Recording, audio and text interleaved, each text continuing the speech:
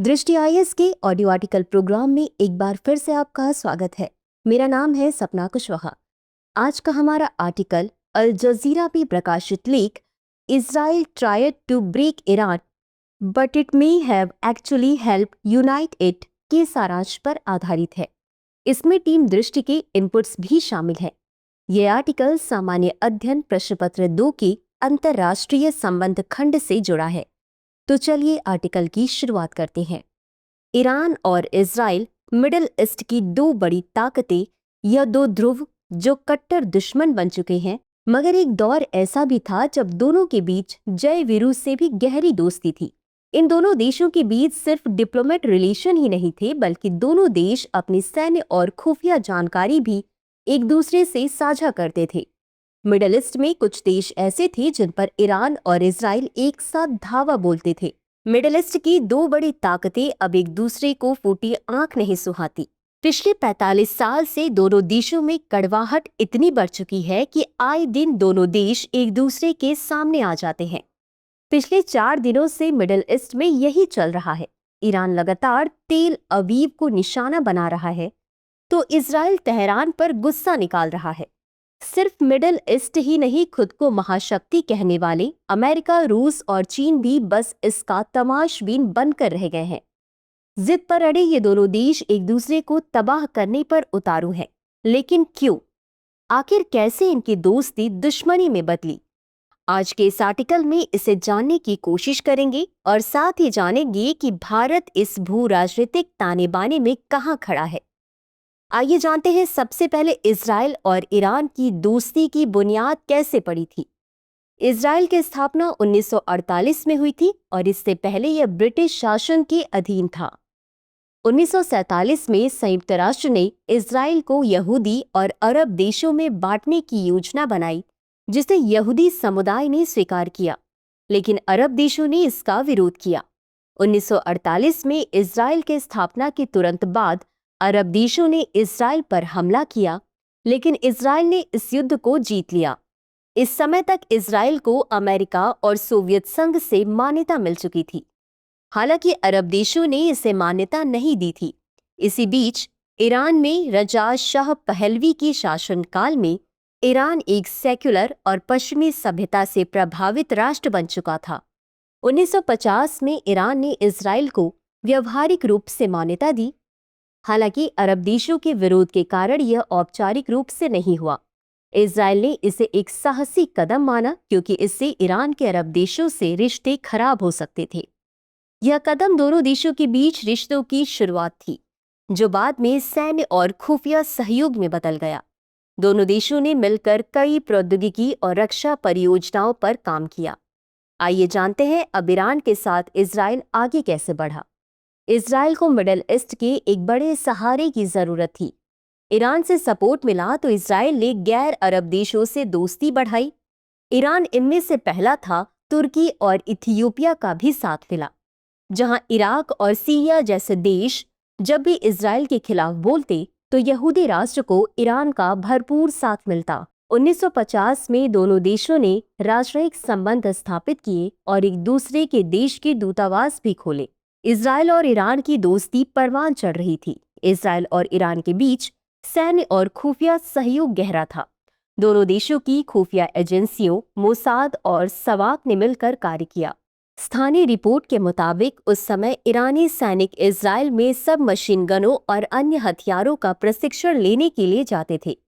यह रक्षा साझेदारी इतनी बड़ी थी कि इजराइल और सवाक ने मिलकर ईरान और इराक संघर्ष के दौरान कुर्दों की सहायता की थी, जिससे इराक कमजोर हुआ था।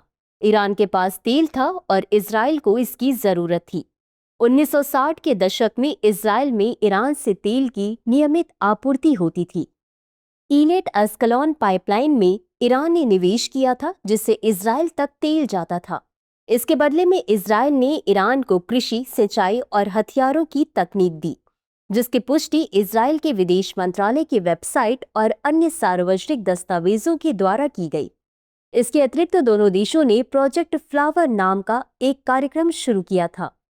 आइए अब जानते हैं प्रोजेक्ट फ्लावर के बारे में। यह एक मिसाइल कार्यक्रम था जिसे ईरान और इजराइल ने संयुक्त रूप से 1977 में शुरू किया था। इस प्रोग्राम का मकसद परमाणु समर्थित सबमरीन मिसाइल को विकसित करना था। इसके लिए दोनों देशों में समझौता हुआ था, जहां इस समझौते की एक खास बात ये थी कि इस प्रोग्राम को अमेरिका से छिपा कर रखना था। वहीं इस प्रोग्राम के तहत मिसाइल असेंबली संयंत्र भी स्थापित किए गए थे, लेकिन ये सुनहरा दौर ज्यादा लंबा नहीं चला।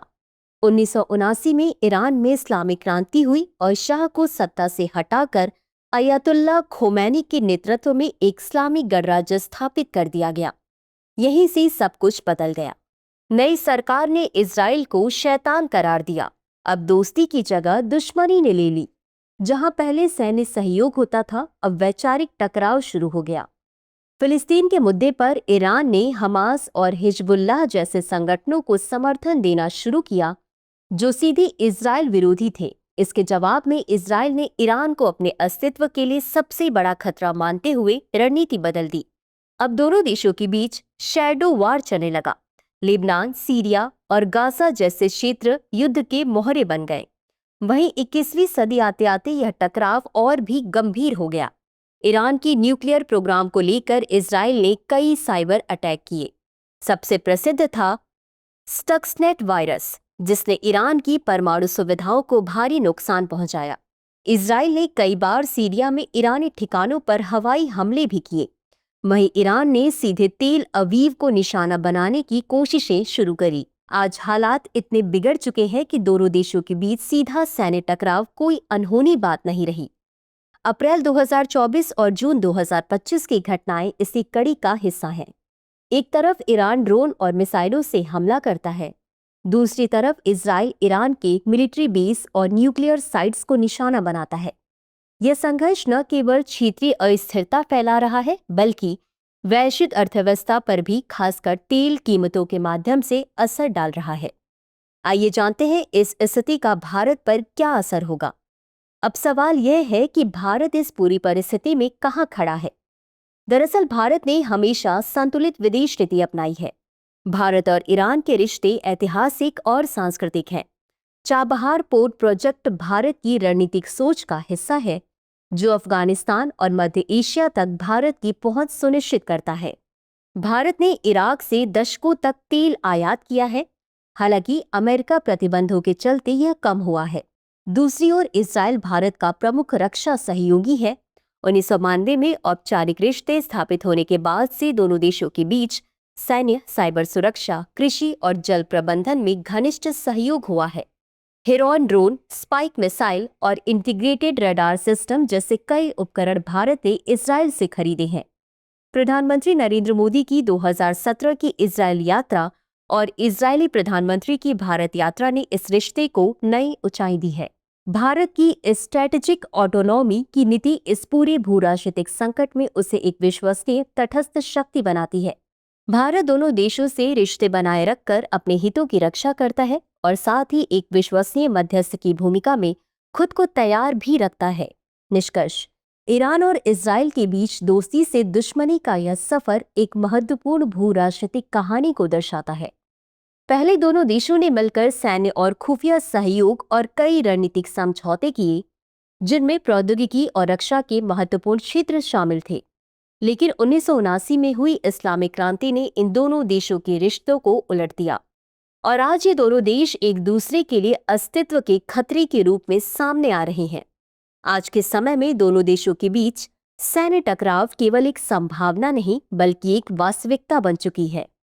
भारत ने अपने कूटनीतिक और रणनीतिक हितों को ध्यान में रखते हुए दोनों देशों के साथ अपने रिश्ते बनाए रखे हैं। भारत इस पूरी परिस्थिति में एक संतुलित और तटस्थ भूमिका निभाने की कोशिश कर रहा है। ईरान से भारत का आर्थिक और तेल संबंध है, जो इजराइल के साथ सुरक्षा और रक्षा के क्षेत्र में करीबी संबंध है। तो चर्चा को विराम देते हुए नोट कर लेते हैं आज का सवाल। ईरान और इजराइल के बीच सैन्य टकराव के बढ़ते स्तर और इसके वैश्विक राजनीति पर पड़ने वाले प्रभाव का विश्लेषण कीजिए। तो व्यूवर्स, आज के लिए बस इतना ही। मिलते हैं अगले एपिसोड में किसी नए टॉपिक के साथ। तब तक के लिए धन्यवाद। डियर व्यूवर्स, अपने एग्जाम की तैयारी को और बेहतर करने के लिए हमारे चैनल को लाइक, शेयर और सब्सक्राइब करना न भूलें।